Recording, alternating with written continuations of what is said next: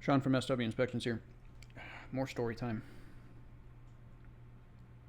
I would like to take a moment to talk about permits. I was having a discussion with a client today out in the field about replacing a door. One of her openings in her home wasn't protected. She had all of these beautiful impact rated windows and doors and a new garage door, but there was this one opening on the side of the house that wasn't protected with anything, wasn't impact rated. As you may or may not know, if you don't have all of your windows and doors protected, the wind mitigation form basically says you have nothing protected. It is all or nothing, folks.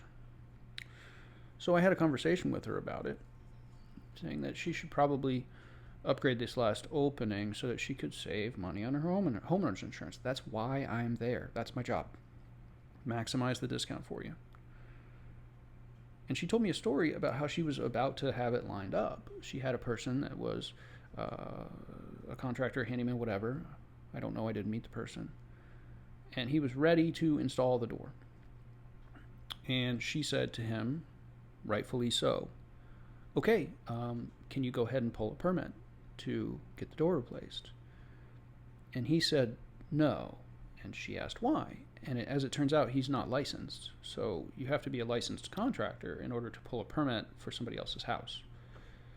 And she, very smartly, said, I'm sorry, we can't continue. And that was the right call. If she would have either pulled a permit herself, because you can pull a homeowner permit if you want, and then had another person do the work, she's in violation of that permit.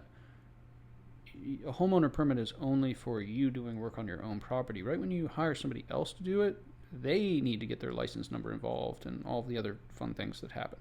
And there's very specific reasons for that. The permit is your protection against bad actors.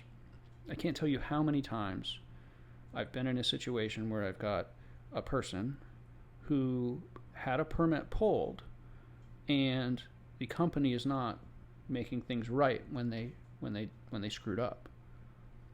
And we use that permit as leverage to make sure that the job is done correctly.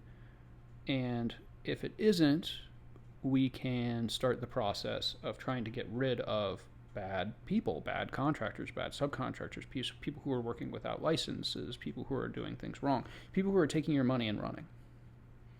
That permit, gives us leverage. So that's my advice on this video.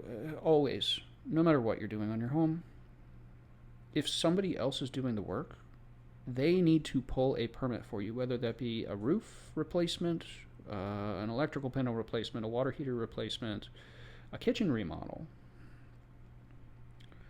fixing or I should say replacing an air conditioning system. Those need to be permitted, and that permit protects you. What you don't need to pull a permit for is the repairs, right? So if you need to fix your air conditioning system, that doesn't require a permit. You just call a person, they fix it.